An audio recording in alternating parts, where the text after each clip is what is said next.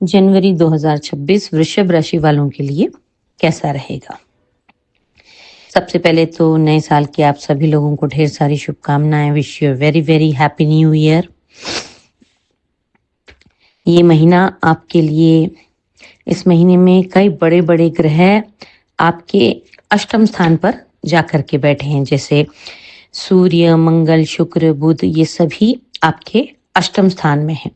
अष्टम स्थान तो वैसे थोड़ा कष्ट का कहलाता है, लेकिन यहाँ पर इतने सारे ग्रहों का जो गेट टुगेदर हो रहा है, उससे आपको क्या अच्छा मिलेगा और कहाँ आपको सावधान रहना है, वो सब चीज हम देखते हैं।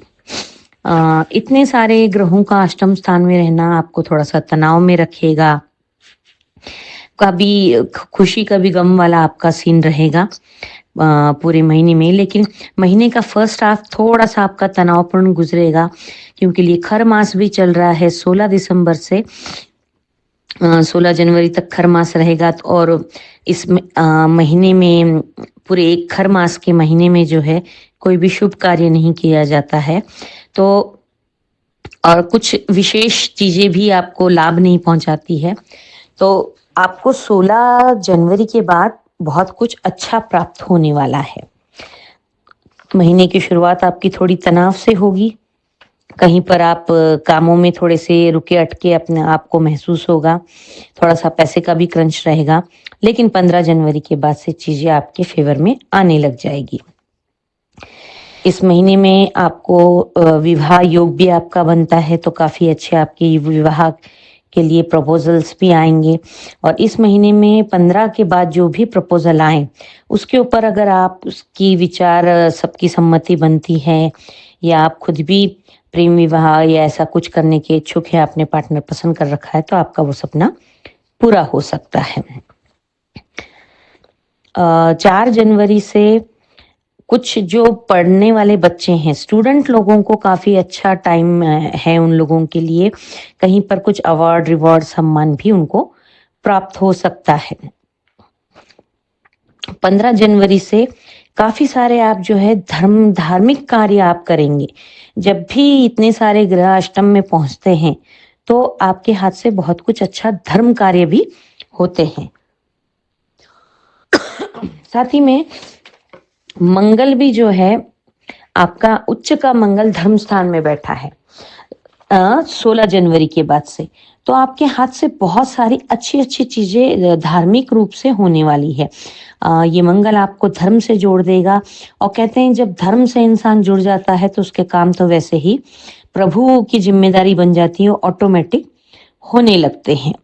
इस महीने में आपको जो है ड्राइविंग 12 जनवरी तक थोड़ा सा विशेष ध्यान रखना है। ड्रिंक एंड ड्राइव नहीं करना है आपको बिल्कुल भी। ड्राइव करते समय अपना लाइसेंस, सब चीज और स्पीड लिमिट कंट्रोल में चलाएं, नहीं तो कुछ थोड़ी सी दिक्कत आ सकती है।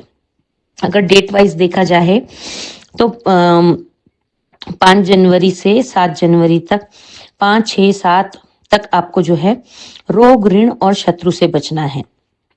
इस महीने में अष्टम में जब इतने सारे ग्रह बैठ जाते हैं ना, तो आपको एक चीज मैं राय दूंगी कि किसी से भी व्यर्थ में ना उलझें और अपनी प्लानिंग किसी को भी ना बताएं। और आपका 11वां शनि है। 11वें शनि, जब भी 11वें हाउस में शनि बैठता है, तो वहां पर आपको कोई भी बड़ा फंड किसी को भी बिना लिखा पढ़ी के नहीं देना है, वो रुपया आपका फंस जाएगा। 5, 6, 7 में आपको अपनी हेल्थ का ध्यान रखना है, किसी से लोन लेना नहीं है, किसी को लोन देना नहीं है, शत्रुओं से भी आपको सावधान रहना है।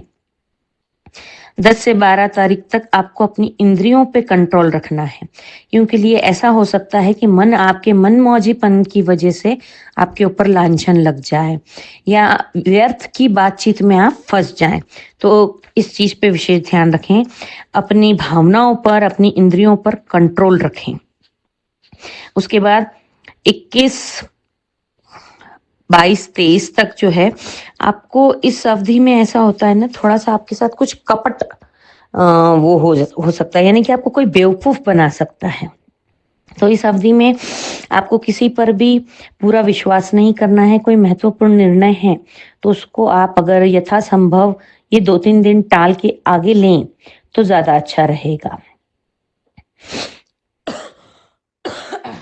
महीने की शुरुआत के 1, 2, 3, 4 ये दिन मतलब इस साल की शुरुआत जो है बृहस्पतिवार से हो रही है। गुरु अतिचारी स्पीड में चल भी रहे हैं इस पूरे साल में, तो बहुत अच्छी शुरुआत हो रही है। तो महीने के 4 दिन आपके बहुत अच्छे जाएंगे। आप अपने लव वंस के साथ आप अपना समय व्यतीत करेंगे। विशेषकर आप अपने बच्चों के साथ अपना समय व्यतीत करेंगे। उनके फ्यूचर की प्लानिंग, उनकी पढ़ाई के बारे में उनसे बातचीत करना। यंग बच्चे हैं, टीनेजर हैं, तो उनकी भावनाएं, उनके फ्यूचर गोल्स के बारे में कुछ चर्चा करना, ये सारा आपका अनुभव रह सकता है। तारीख के बाद से आपका 23 तारीख तक बहुत अच्छा समय है। उसके बाद 2 दिन थोड़े से आपको विशेष ध्यान रखना है। बाकी 15 तारीख के बाद से ओवरऑल 31 तारीख तक आपका टोटली पूरा बहुत अच्छा है। शुरुआती 15 दिनों में आपको ध्यान रखना है रोग ऋण शत्रु से, अपनी हेल्थ का ध्यान रखना है, ज्यादा बड़बोलापना नहीं करना है। 15 के बाद आप कोई भी महत्वपूर्ण निर्णय ले सकते हैं, कोई अच्छा बड़ा इन्वेस्टमेंट भी कर सकते हैं। आपके कर्म क्षेत्र पर आप अपना बेस्ट दे सकते हैं। ये दिन आपके लिए बहुत अच्छे हैं। जो लोग जॉबलेस हैं उनको कोई बहुत अच्छी जॉब मिल सकती है, और अपना काम कुछ लोग बढ़ाना चाहते हैं तो वो काम भी आप बढ़ा सकते हैं। कुछ भी अपने बिजनेस में इन्वेस्ट करके उसको बढ़ा सकते हैं, पार्टनरशिप भी कर सकते हैं। साथ ही में आपकी काफी सारी अच्छी शॉपिंग होती हुई भी नजर आ रही है। आप अपने फैमिली मेंबर्स के साथ काफी अच्छा टाइम स्पेंड करते नजर आ रहे हैं। अपने फ्रेंड्स के साथ भी आप काफी अच्छी पार्टी शार्टी करते नजर आ रहे हैं। महीने के अंत में थोड़ा सा 1-2 दिन आप थोड़ा सा अपने स्वयं का चिंतन करेंगे 24-25 तारीख में कि आपने कहाँ कुछ गलत किया है, तो क्या चीज आप रेक्टिफाई कर सकते हैं वो भी आप करेंगे। आपको शेयर मार्केट के लिए भी बहुत अच्छी रहेंगी 26, 27, 28 ये 3 तारीखें। इसमें आप निवेश कर सकते हैं। कुछ शेयर अगर बेचना चाहते हैं तो बेच भी सकते हैं। अच्छा प्रॉफिट बुक करेंगे आप।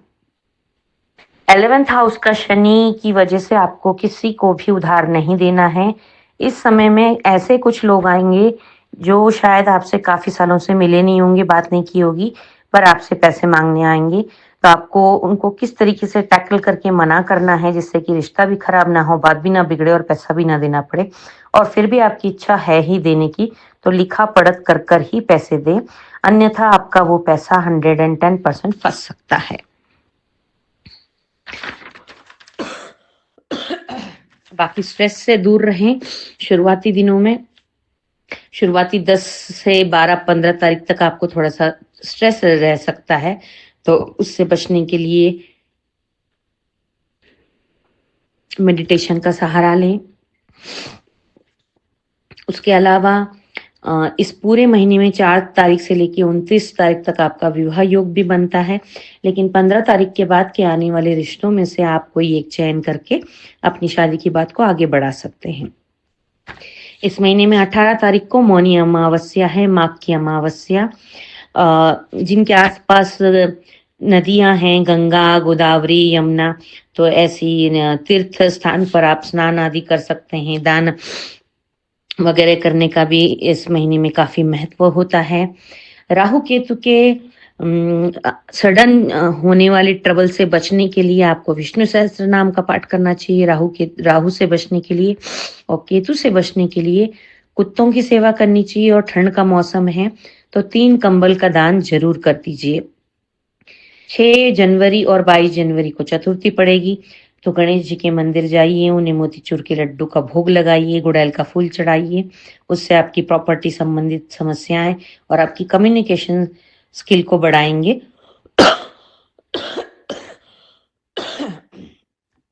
16 तारीख और 20 तारीख, 16 जनवरी और 20 जनवरी को प्रदोष है, तो महादेव के मंदिर जरूर जाएं, जलाभिषेक करें।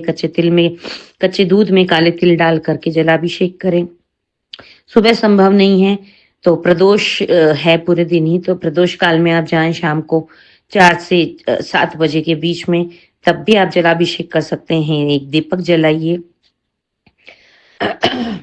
ये पूरा महीना आपके लिए बहुत अच्छा रहने वाला है, बहुत बेस्ट है, तो अपनी सूझबूझ के साथ और अपनी समझदारी के साथ आपके आने वाले सभी फायदों का आप लाभ लें। वृषभ राशि वाले, अगर आपको ये वीडियो अच्छा लगा हो और आपके किसी नोन में वृषभ राशि हो किसी की, तो उनके साथ इस वीडियो को शेयर कीजिएगा।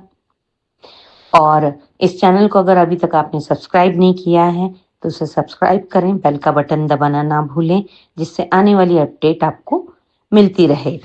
इस महीने में एक उपाय करने के लिए आपको हनुमान चालीसा का पाठ करते रहना है, महादेव को जल अर्पित करें और सुबह जल्दी उठकर सूर्य को जल देना ना भूलें। योग प्राणायाम करते रहें, माता जी के मंदिर जाएं महीने के 15 दिन शुरुआती, जिससे कि आपके साथ जो ट्रबल आने वाली है उससे आपको मुक्ति मिलेगी।